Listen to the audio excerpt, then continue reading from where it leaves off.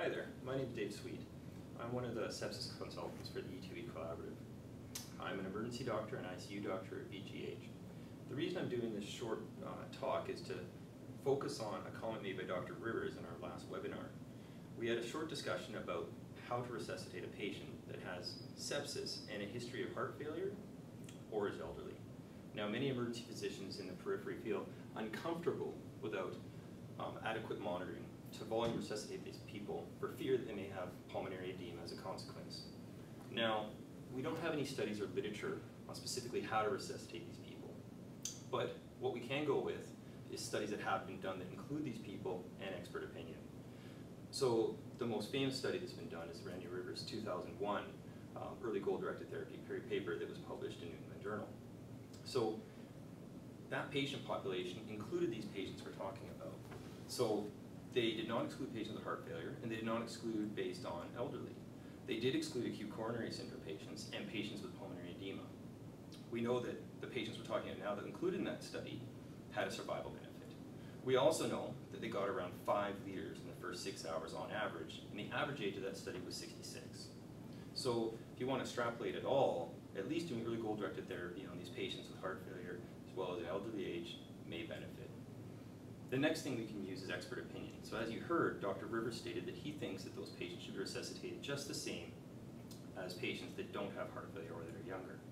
Now, there is the possible consequence of going into pulmonary edema, but what he suggests is to resuscitate with 500 cc's every 20 to 30 minutes and looking for markers of improved cardiac output. That being slower heart rate, better blood pressure, better skin perfusion, better urine output. Now you can also look at things like JVP, or attempt to look at things like JVP, to see if you're resuscitating someone, if they're actually becoming full. Now, sometimes that can be difficult, and especially someone with respiratory distress, but it's a marker that you can watch change with time. Next you can say, or a possibility is that you can use lower FiO2s when you're resuscitating people, so just enough to keep them satting well. And if you notice a trend that slowly with time, that they are getting more and more hypoxic and requiring more and more FiO2, that you might have hit a point where, yeah, you're causing pulmonary edema now. Don't be scared to use repeat chest x-rays to see if you get a picture that's looking like pulmonary edema. Now, an important concept to realize is that we in the ICU will aggressively resuscitate people, but what you find is that sometimes they get non-cardiogenic pulmonary edema. So in fact, they get pulmonary edema, but it's not related to their heart, and it's not related to aggressive resuscitation. It's that with their SIRS sepsis syndrome, they're actually getting an acute lung injury that's causing this pulmonary edema. And they would get it whether you resuscitated them or not. Okay? So another concept I want to bring to your attention is that if you remember the Frank Starling curve from medical school, where you look at cardiac output on the vertical axis and CVP, or filling pressures, on the horizontal axis, you remember that you'll see a curve something like that. So as your CVP goes up, you improve your cardiac output. Now remember, with heart failure, you'll shift down into the right.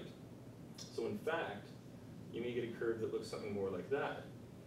And in fact, these people, because of diastolic dysfunction, might actually need a higher CVP compared to a normal person to get to their maximum cardiac output, or a higher filling pressure. And you can imagine this as when the heart thickens and you get diastolic dysfunction, if that's the cause of their heart failure, where a normal ventricle might look like this, and a hypertrophied thick ventricle looks something like that. You can imagine that the pressure needed to dilate that ventricle to get the highest cardiac output will be greater in this situation. So in fact, the patients with heart failure might need higher filling pressures in order to achieve their maximum cardiac output. Now, the final thing I want to leave you with is that you have two options when you have a profoundly septic person. If you're worried about resuscitating, either you aggressively resuscitate them, and theoretically you do push them into pulmonary edema, requiring intubation. Now, this is something you don't want, and avoiding intubation at all costs is the thought.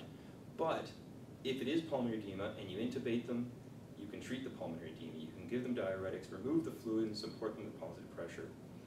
Now, the consequence, not giving someone who's in septic shock enough fluids, and they progress into multi-organ failure with acute renal failure, ischemic gut, etc. Those problems are much more difficult to reverse and will have a higher mortality. So the end point for this little lecture is that don't be scared to resuscitate these people. Aggressively resuscitate them. And if you need to intubate them, intubate them. And more importantly, transfer these people to places where they can have adequate monitoring as soon as possible.